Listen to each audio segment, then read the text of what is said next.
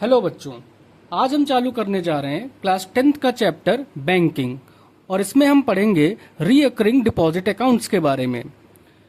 इसको पढ़ने से पहले हमें यह जानना जरूरी है कि बैंक क्या होती है, क्या जरूरत पड़ी बैंक बनाने की और वो कैसे काम करती है। एक एग्जाम्पल से हम समझेंगे। हम एक लेट करते हैं कि एक पर्सन है ए और एक कंपनी में ये जॉब करता है, जिससे इसकी जो सैलरी है वो लेट कर लेते हैं कि वो 50,000 इसको जो है हर महीने सैलरी जो है मिल रही है। इस सैलरी से ये कुछ एक्सपेंडिचर कर देता होगा, कुछ इसके खर्चे होंगे, तो हम जो है लेट कर लेते हैं कि इसकी जो एक्सपेंडिचर है वो 30,000 के बराबर है। तो आप देख सकते हैं कि यहाँ हर महीने ये जो सेविंग कर रहा होगा वो 20,000 रुपीज की हर महीने ये सेविंग कर रहा होगा। अब इसको बैंक के बारे में कुछ जानकारी नहीं है कि बैंक क्या होती हैं, कैसे काम करती हैं। तो ये क्या करता है, जो भी इसकी सेविंग होती है उसको अपने घर पर रखता है। लेकिन घर पर रखने में जो भी पैसा ये घर पर रख रहा है उसको घर पर रखने में कुछ नुकसान है। जैसे इसको हमेशा एक डर बना रहता होगा कि कहीं मेरा पैसा चोरी ना हो जाए। There will be a continuous fear of loss of money. फिर दूसरा जो है क्या कि ये जो पैसा इसने जो है 20,000 बचाया, ये 20 का 20 ही रहेगा। उस पैसे से कोई जो है एक्स्ट्रा प्रॉफिट या एक्स्ट्रा इनकम नहीं हो पाएगी। मतलब कि वो 20 से 22 या 24 नहीं हो पाएगा, है ना। तो दो नुकसान इसके पास हैं घर पर पैसा रखने में। क्या? पहला कि चोरी होने का डर, और दूसरा जो पैसा है उस पैसे से कुछ इनकम जो है जनरेट नहीं हो रही है। ठीक है। तो इसको एक जो है अनदर पर्सन बी है, उसने इसको बताया कि आप ऐसा करिए, एक बैंक में जो है जाके अपना पैसा जो है डिपॉजिट करा दीजिए। उससे क्या होगा, आपका पैसा सेफ रहेगा। तो हम समझते हैं बैंक क्या काम करती है। ये एक बैंक है और ये जो पर्सन ए था ये आया और अपना जो भी जो है 20,000 रुपीज थे इसको इसने जो है डिपॉजिट कराया बैंक के पास। तो बैंक इसको जब पैसा जो है 20,000 डिपॉजिट करेगी तो एक इसको स्लिप देगी, और उस स्लिप का मतलब ये है कि बैंक जब ये चाहे पर्सन ए वो आके बैंक उस पैसे को अपना जो है विड्रॉ कर सकता है, बैंक उसको पेएबल होगी। लेकिन एक चीज और यहाँ पे हुई। अच्छा, इससे क्या हुआ, देखिए जब पैसा इसने बैंक को दे दिया तो अब जो है इसका पैसा सिक्योर हो गया। अब उसको अपने पैसे के चोरी होने का डर जो है खत्म हो गया। इसकी पहली प्रॉब्लम सॉल्व हो गई। अब दूसरी जो है देखिए क्या होगा, बैंक क्या करेगी, जो ये पैसा जो है इसको ये जो जमा करेगा बैंक के पास, बैंक जब इसको रिटर्न कर रही होगी पैसा, तो वो 20,000 ना करके उसको कुछ एक्स्ट्रा जो है पैसा जो है जोड़ के दे रही होगी इंटरेस्ट के जो है रूप में। तो यहाँ पर इसको देखो एक्स्ट्रा इनकम भी होना जो है चालू हो गई। 20,000 दिया था और 22,000 मिला, मतलब कि 2,000 रुपए का इसका प्रॉफिट जो है हुआ उस पैसे से। मतलब जो पैसा इसका सेविंग जो है 20,000 पहले हुआ करता था और वो जो है इंक्रीज नहीं हो रहा था, बैंक को जो है देने से इसका पैसा वो इंक्रीज होने लगा, उस पे उसको इंटरेस्ट मिलने लगा। तो इसकी दोनों प्रॉब्लम देखिए बैंक ने जो है सॉल्व कर दी, पैसा भी सिक्योर कर दिया और उसके पैसे से एक्स्ट्रा इनकम भी जनरेट करवा दी। लेकिन आप ये सोच रहे होंगे कि सर इसमें जो है बैंक का क्या फायदा, बैंक ने 20,000 लिए और 22,000 वापस किए, तो इससे तो बैंक का नुकसान है। तो देखिए एक काम और बैंक करती है, डिपॉजिट करने का तो काम करती ही है, साथ ही साथ कुछ पर्सन ऐसे होते हैं जिनको हर टाइम पैसे की जरूरत रहती है। जैसे कि हमारे बिजनेसमैन, उनको चाहे जितना भी पैसा हो उनके लिए कम रहता है, क्योंकि वो जितना ही पैसा अपना बिजनेस में लगाएंगे उतना ही वो प्रॉफिट गेन कर पाएंगे। तो वो क्या करते हैं, वो बैंक वगैरह से लोन के रूप में जो है पैसा लेते हैं। तो ये जो है एक पर्सन जो है सी था, जो एक बिजनेसमैन है, और ये बैंक के पास आएगा, बैंक से कहेगा मुझे जो है आप कुछ पैसा दे दीजिए बिजनेस चलाने के लिए। तो बैंक क्या करेगी, वही जो इसने 20,000 रुपए जो है पर्सन ए ने दिए थे, वही इस जो है पर्सन जो है सी को क्या करेगी, लोन के जो है रूप में इसको जो है दे देगी। अच्छा, बैंक इससे सी को जब लोन दे रही है तो बैंक ने उससे एक एग्रीमेंट कराया कि हम आपको पैसा तो दे रहे हैं लोन में, लेकिन आप जब रिटर्न करने आएंगे तो 20,000 ना करके आप मुझे 25,000 रिटर्न करेंगे। ठीक है, जिससे कि बैंक का भी कुछ फायदा हो पाए। तो आप देख सकते हैं कि यहाँ पर जब इसने पर्सन सी बिजनेसमैन ने पैसा रिटर्न किया होगा तो बैंक का 5,000 रुपीज का जो फायदा हुआ। ठीक है, अब बैंक उसी में से क्या करेगी, 5,000 से 2,000 जो है इस डिपॉजिटर ए को दे देगी, तो बैंक के पास अब भी देखो 3,000 का नेट प्रॉफिट बचेगा। तो इस तरीके से बैंक जो है काम करती है। क्या करती है, एक पर्सन से डिपॉजिट लेगी, उस जो है अमाउंट को किसी जो है नीडी पर्सन को जिसको रिक्वायर्ड होगा पैसा, उसको लोन के रूप में दे देगी। अब ये लोन बिजनेसमैन ले सकता है, जो जनरल पब्लिक है वो जैसे कि हाउसिंग लोन लेती है, कार लोन लेती है, और बहुत जो है टाइप के लोन्स होते हैं। तो बैंक क्या करती है, लोन प्रोवाइड करती है और उस लोन पे कुछ जो है इंटरेस्ट लेती है। वही इंटरेस्ट से जो पैसा जो है मिलता है बैंक को, उसी का कुछ पार्ट जो है जब डिपॉजिटर को वापस करना होता है उसका कुछ पार्ट जो है डिपॉजिटर को दे देती है। तो इससे डिपॉजिटर का भी फायदा, जो है लोन लेना चाहता है उसका भी फायदा, और बैंक का भी फायदा हो रहा है। तो इस तरीके से एक बैंकिंग सिस्टम काम करती है। तो बैंक क्या है, एक फाइनेंशियल इंस्टीट्यूशन है जो डिपॉजिट एक्सेप्ट करती है और लोगों को लोन्स लेंड करती है। तो अगर जो हम फंक्शंस ऑफ बैंक को जो है समराइज करना चाहें तो क्या कह सकते हैं, क्या क्या फंक्शंस होते हैं बैंक के। तो फंक्शंस ऑफ बैंक में सबसे पहला जो फंक्शन बैंक का होता है वो होता है accepting deposit from the depositors. Accepting deposit, ठीक है, एक्सेप्टिंग डिपॉजिट ये काम पहला होता है। फिर और क्या काम बैंक करती है, तो बैंक जो है पैसा जो है लेंड करती है, लेंडिंग मनी, लोन्स के जो है रूप में जो है पैसा देती है जो है जिनको रिक्वायर्ड होता है। फिर और क्या काम करती है, तो देखो जो है बैंक क्या करती है, ट्रांसफर ऑफ मनी का भी काम करती है। अब जो है हमें यूपीआई करना रहता है, किसी को जो है पैसे देने रहते हैं, तो जो है क्या करते हैं हम बैंक के थ्रू जो है ट्रांसफर तो करते हैं। तो तीसरा फंक्शन क्या है, ट्रांसफर ऑफ मनी, ये काम बैंक करती है। इसके अलावा और बैंक क्या करती है, तो बैंक जो है क्या करती है, जो फॉरेन करेंसीज होती हैं, तो जो फॉरेनर्स जो इंडिया जैसे विजिट करने आए, अब उनके पास इंडियन रुपी तो है नहीं, उनके पास तो डॉलर्स होंगे। तो बैंक क्या करती है, उनको फॉरेन करेंसी, या जैसे इंडिया से कोई जो है बाहर कहीं किसी कंट्री में जाना चाहता है तो बैंक क्या करेगी, उसको फॉरेन करेंसी जो है प्रोवाइड कराएगी। तो जो है चौथा फंक्शन क्या है बैंक का, प्रोवाइडिंग फॉरेन करेंसी। ठीक है, फॉरेन करेंसी प्रोवाइड करना।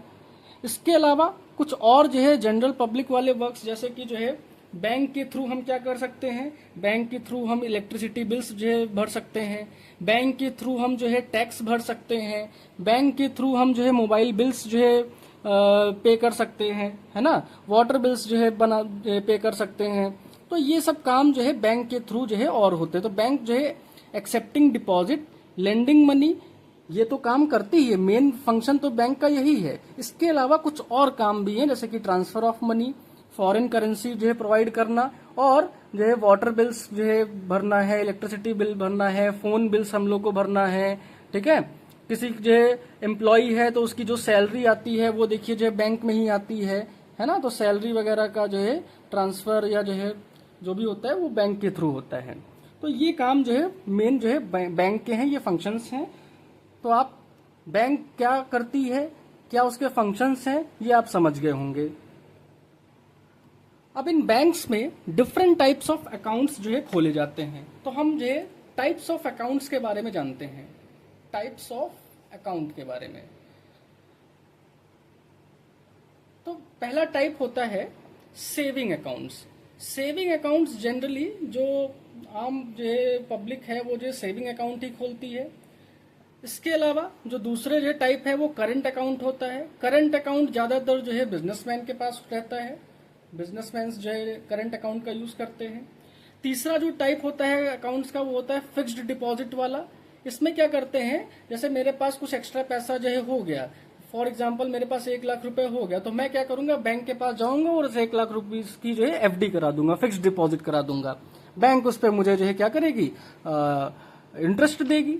ठीक है, तो ये जो है फिक्स्ड डिपॉजिट एक टाइप का अकाउंट होता है। और चौथा जो होता है वो होता है रिकरिंग डिपॉजिट अकाउंट।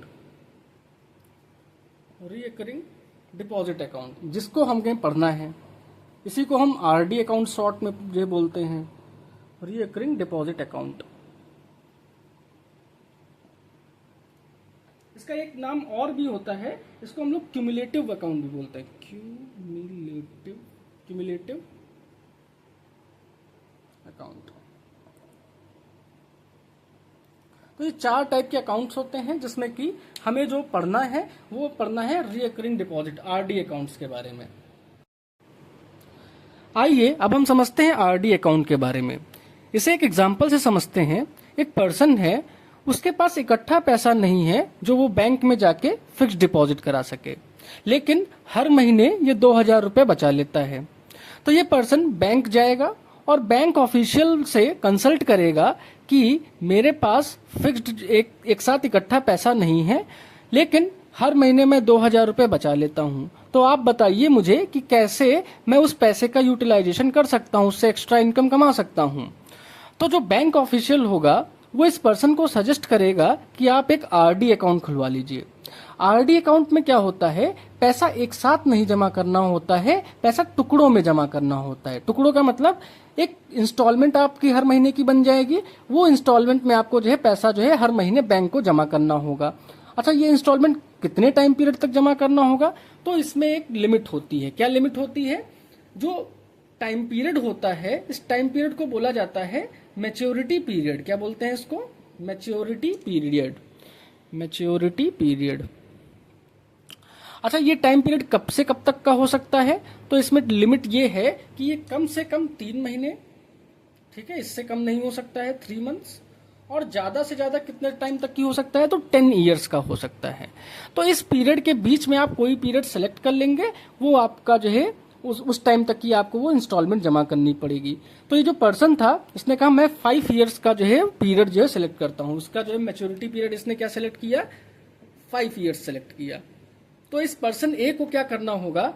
हर महीने 2000 रुपए की इंस्टॉलमेंट बैंक के पास जमा करानी रहेगी। और ये कब तक करता रहेगा? ये जो है 5 साल जब तक पूरे नहीं हो जाते हैं तब तक इसको ये काम करना रहेगा। 5 साल में क्या होगा? बैंक के पास एक कुछ सर्टेन अमाउंट इस पर्सन का जो है डिपॉजिट हो चुका होगा। तो बैंक क्या करेगी? 5 साल जब पूरे हो जाएंगे, इसका ये जो टाइम पीरियड पूरा हो जाएगा, मैच्योरिटी पीरियड पूरा हो जाएगा, तब बैंक जो है क्या करेगी? इसको जो है पैसा रिटर्न करेगी। तो रिटर्न जब कर रही होगी, क्या करेगी? वो जो फिक्स्ड जितना पैसा इसने जमा किया है 5 साल तक वो देगी, उसके साथ कुछ इंटरेस्ट जो है बढ़ा के देगी जाके। तो इसको जो है मिलेगा क्या? इसको मिलेगा मैच्योरिटी वैल्यू। मैच्योरिटी वैल्यू के इक्वल जो है इसको अमाउंट मिलेगा जाके। इस मैच्योरिटी वैल्यू में क्या क्या होता है? ये जो पैसा हर महीने ये जमा कर रहा था जो है, जैसे यहाँ पे 2000 रुपए था तो पी की जगह पे 2000 आएगा। 2000 रुपए कितने टाइम पीरियड तक की जो जमा किया? तो 5 साल तक जमा किया, तो जो वहां पे ये मंथ्स में जो डाल देंगे, और कुछ इंटरेस्ट जो बैंक इसके साथ जो है जोड़ के इस पर्सन को देगी। तो at the end of 5 years he will get a maturity value which will be equal to the amount deposited by the depositor to the bank, and the bank will add on some interest in it and pay to the depositor. Okay, so this is RD account, जहां पर हम क्या करते हैं? Installments में पैसा जो है बैंक के पास जमा करते हैं अप टू सर्टेन पीरियड, और वो पीरियड जब कंप्लीट हो जाता है तो मैच्योरिटी वैल्यू कुछ हमको अमाउंट बैंक वापस करती है। उस अमाउंट में क्या क्या होता है? हमने जो पैसा बैंक के पास 5 साल तक जमा किया है वो होगा, और उसमें बैंक उस पैसे के ऊपर इंटरेस्ट लगा के हमें जो है पे करेगी। अब ये जो इंटरेस्ट होता है इसको कैलकुलेट करने के लिए एक फॉर्मूला यूज किया जाता है। जो फॉर्मूला जो है क्या होता है? Interest is equals to principal. Principal का मतलब पी, मतलब यहां पर है जो हर महीने ये पैसा जमा कर रहा है, into n+1 upon 2 into 12 into r/100। ये जो है इंटरेस्ट को कैलकुलेट करने का फॉर्मूला है, जहां पर पी क्या है? पी जो इसका पर मंथ डिपॉजिट होगा, जो पर मंथ ये जो है डिपॉजिट कर रहा है बैंक के पास, पी वो होगा। एन क्या है? एन का मतलब है जितने टाइम पीरियड तक की इसने जो है पैसा जमा किया है, टाइम पीरियड। आर क्या है? आर जो रेट ऑफ इंटरेस्ट बैंक जो है इसको जो है जिस रेट पे जो है पैसा इसका इंटरेस्ट लगा रही होगी, रेट ऑफ इंटरेस्ट। ठीक है, तो ये जो है फॉर्मूला है इंटरेस्ट को कैलकुलेट करने का। और मैच्योरिटी वैल्यू का तो हमने फॉर्मूला समझ ही लिया था। मैच्योरिटी वैल्यू किसके बराबर होता है? जो पैसा हर महीने जमा किया जा रहा है प्रिंसिपल इंटू एन। एन का मतलब होता है जितने टाइम पीरियड तक की जो है जमा कर रहे हैं, और उसमें जो भी बैंक इंटरेस्ट जो है ऐड करेगी। इंटरेस्ट किस फॉर्मूले से कैलकुलेट किया जाएगा? तो इंटरेस्ट इस फॉर्मूले से कैलकुलेट किया जाएगा, P into n, N+1 upon 2 into 12 R upon 100। तो ये दो फॉर्मूले इस चैप्टर में जो है आपको जो है पढ़ने हैं, और इसी के ऊपर हम जो है आगे जो है क्वेश्चंस कर रहे होंगे। हमारा पहला क्वेश्चन है, mister Goswami deposit 1000 rupees every month. हर महीने कितना पैसा जमा कर रहे हैं? तो ये जमा कर रहे हैं 1000 रुपीज, मतलब P की वैल्यू यहाँ पे क्या दी गई है? 1000 रुपीज दी गई है। In a recurring deposit account for 3 years. और कितने टाइम के लिए कर रहे हैं? ये 3 ईयर्स के लिए कर रहे हैं। इस टाइम पीरियड को हमें मंथ्स में कन्वर्ट करना पड़ेगा, क्योंकि हर महीने ये पैसा जमा कर रहे हैं। तो एन की वैल्यू क्या आ जाएगी? 3 इंटू 12 इज इक्वल्स टू 36 के बराबर आ जाएगी। फिर यहाँ पे जो रेट ऑफ इंटरेस्ट दिया गया है वो दिया गया है 8% का। पूछा गया है find the matured value. Matured value हम लोग को एमवी की वैल्यू पता करनी है। तो इसको एमवी की वैल्यू जो है कैसे निकलती थी? P इंटू एन प्लस आई से। तो हमें पहले आई निकालना पड़ेगा कि इंटरेस्ट जो है अमाउंट पे कितना मिलेगा जाके। तो इंटरेस्ट का फॉर्मूला हम लोगों ने पढ़ा था कि P into n, N+1 upon 2 into 12 into R upon 100। सब में जो है हम वैल्यूज पुट कर देंगे। तो I की वैल्यू क्या आएगी? 1000 इंटू एन की जगह पे 36, यहाँ पे 36 plus 1 upon 2 into 12 into 8 upon 100। R की जगह पे 8 डाल देंगे। तो देखिए 2 जीरोस से ये 2 जीरोस कैंसिल हो जाएंगे। 12 1 जा और ये 12 3 जा कैंसिल हो जाएगा। 2 1 जा और ये 2 4 जा कैंसिल हो जाएगा। तो हमारे पास क्या बचा? 10 इंटू 3 30 इंटू ये 36 है, सॉरी 36 प्लस 1 37 और इंटू 4 मल्टीप्लाई करते हैं इसको। तो 30 इंटू 4 देखिए जो है 120 हो जाएगा। और जब इसको 37 से और मल्टीप्लाई करना पड़ेगा, करते हैं 12 7 जा 84, 12 3 जा 36, 36 और 8 कितना होता है? तो 44 होता है। ठीक है, और 0 और आ जाएगा। तो 4440 जो है निकल के आ जाएगा हमारा जो है इंटरेस्ट। अब हमें इसकी जो है मैच्योरिटी वैल्यू निकालनी है, एमवी। तो एमवी क्या होता है? MV is equals to principal into N plus I के बराबर होता है। प्रिंसिपल यहाँ पे क्या था? तो प्रिंसिपल मतलब पर मंथ जो डिपॉजिट कर रहा था। एन की जगह पे 36 और आई जो है यहाँ से क्या निकल के आया? 4440। मल्टीप्लाई करते हैं भाई इसको 36 और 1 2 3 0 और 4440 ऐड करते हैं 0 4 4 6 4 10 और 3 1 4। तो ये क्या निकल के आया? 40,440 रुपीज जो है उसका मैच्योरिटी वैल्यू जो है हो जाएगा। ये इसका आंसर रहा। हमारा दूसरा क्वेश्चन है, Sonia had a recurring deposit account in a bank and deposits 600 per month. P की वैल्यू क्या दी गई है? यहाँ पे 600 रुपीज दी गई है। हर महीने ये 600 रुपए जमा करती है। कितने टाइम पीरियड तक की? For 2.5 years. 2.5 ईयर्स। अब इसको मंथ में कन्वर्ट कर लेते हैं तो उससे एन की वैल्यू आ जाएगी। तो देखो 2.5 एक साल में 12 महीने, तो 2 साल में कितने हो जाएंगे? तो 2 इंटू 12 और हाफ ईयर में और करना है तो +6 कर देंगे। तो 12 2 जा 24 +6। क्या ये समझ में आई बात? एक साल में 12 महीने होते हैं, तो 2 साल में 2 इंटू 12 24 हो जाएंगे। और हाफ मतलब आधा साल, तो आधे साल में 6 महीने, तो 6 उसमें ऐड कर दिया। तो जो है ये हमारी वैल्यू 30 निकल के आ जाएगी। एन की वैल्यू 30 है यहाँ पर। फिर क्या बोला है? If the rate of interest was 10% per annum. जो रेट ऑफ इंटरेस्ट है वो 8% नहीं सॉरी 10% का है। एक सेकेंड, 10% का जो है रेट ऑफ इंटरेस्ट है 10%। तो हमें पता करना है find the maturity value of this account. Maturity value MV की वैल्यू पता करनी है। फिर वही बात, मैच्योरिटी वैल्यू क्या है, कैसे पता चलेगी, principal into N plus I। तो हमें पहले इंटरेस्ट पता होना चाहिए कि इंटरेस्ट कितना लग रहा है। तो I की जो है वैल्यू कैसे आती है, जब हम प्रिंसिपल को N plus 1 upon 2 into 12 into R upon 100 के साथ जो है निकालते हैं, वैल्यूज डालते हैं। P की जगह पे क्या डालेंगे, 600 डालेंगे। N की जगह पे क्या डालेंगे, तो 30 डालेंगे। N प्लस 1 30 प्लस 1 हो जाएगा, और 2 upon 12 into R upon 100, R की जगह पे क्या डालेंगे, 10 अपॉन 100 हो जाएगा। देखेंगे आप डबल जीरो से इधर का ये डबल जीरो कैंसिल हो जाएगा। फिर देखो क्या कर सकते हैं, 6 2 जा 12, 6 5 जा 30, ठीक है, 2 1 जा 2 और 2 5 जा 10। तो यहाँ पे बचा क्या हमारे पास, तो ये बचा है, अच्छा एक चीज और भी कैंसिल हो सकता है, 2 1 जा 2 और 2 3 जा जो है, तो 3 इंटू 5 इंटू 30 प्लस 1 31 और इंटू 5 और बचा था हमारे पास। तो ये क्या हो जाएगा, 5 5 जा 25, 25 इंटू 3 75 और 75 इंटू 31 बचेगा। आप जब इसको मल्टीप्लाई करेंगे तो आंसर क्या आएगा, 2325 के बराबर। तो इंटरेस्ट हमारा निकल के आ गया है 2325 के बराबर। अब मैच्योरिटी वैल्यू हम लोग को निकालनी है, तो मैच्योरिटी वैल्यू कैसे आएगी, तो वो आती है P into N plus I के फॉर्मूले से। P की जगह पे क्या डालेंगे, 600, N की जगह पे क्या डालेंगे, 30 और I की जगह पे 2325 डाल देंगे। यही हमारा इंटरेस्ट निकल के आया था।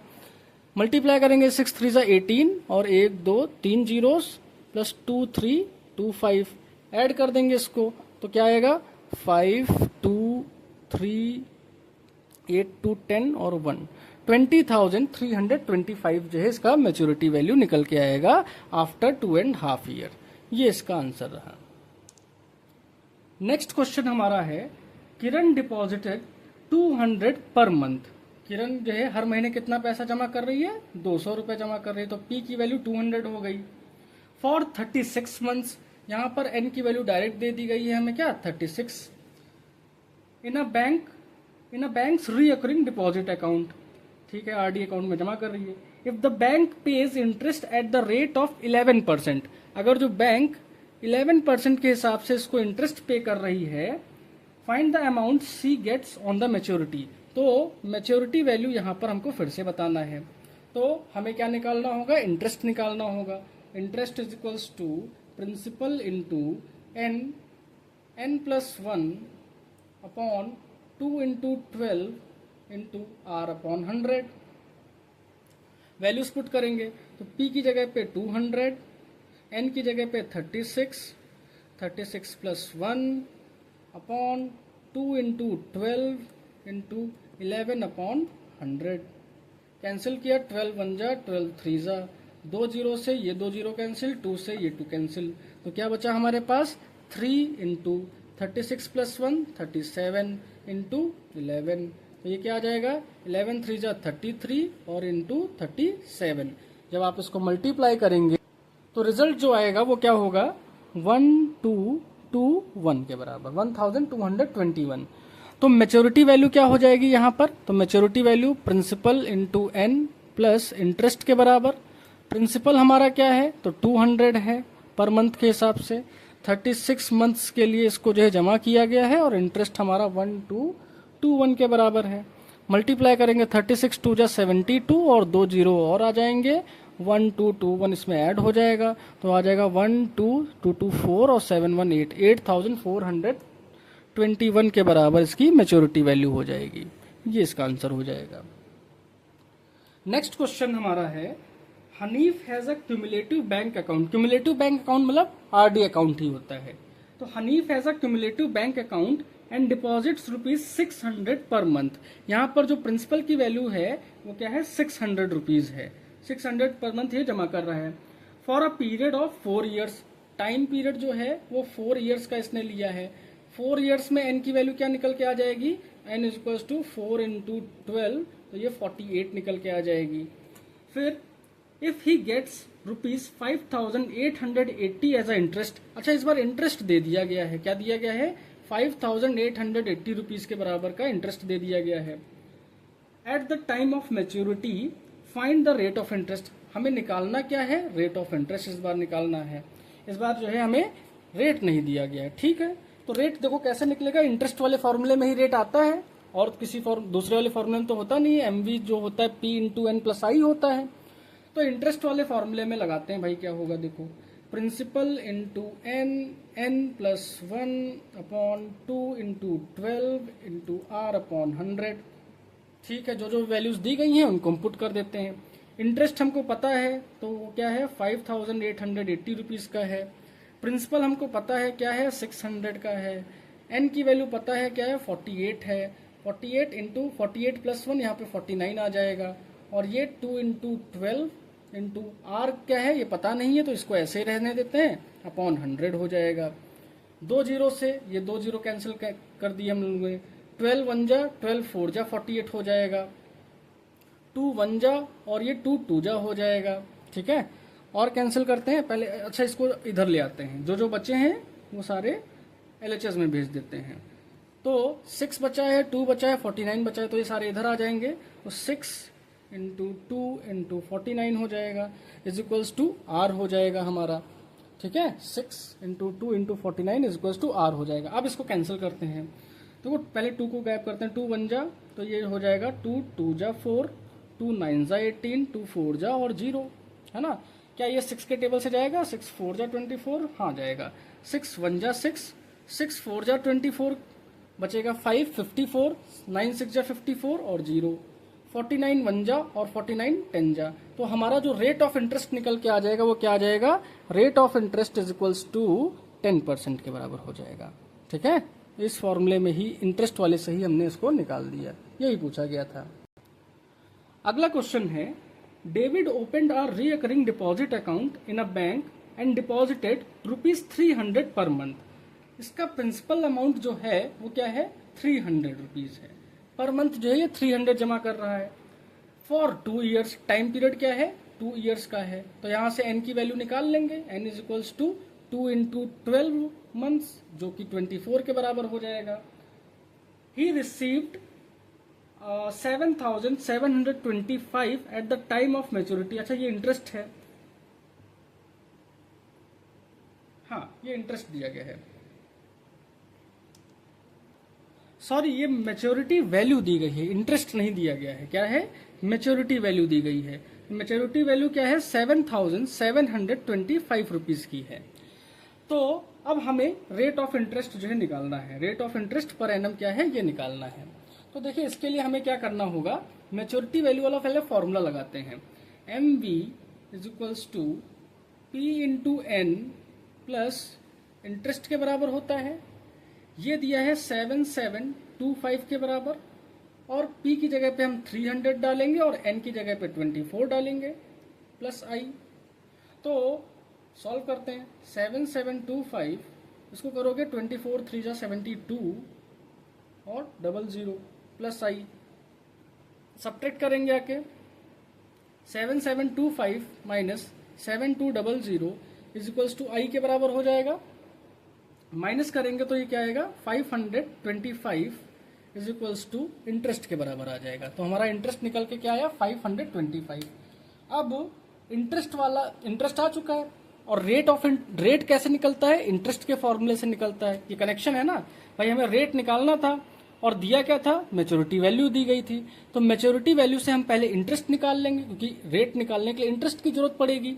तो मेच्योरिटी वैल्यू वाले इस फॉर्मूले से हमने इंटरेस्ट निकाल लिया। अब इंटरेस्ट वाले फॉर्मूले में जाएंगे और इसको पुट करेंगे जाके। तो इंटरेस्ट इज इक्वल्स टू क्या होता है, principal into N plus 1/2 into 12 into R/100।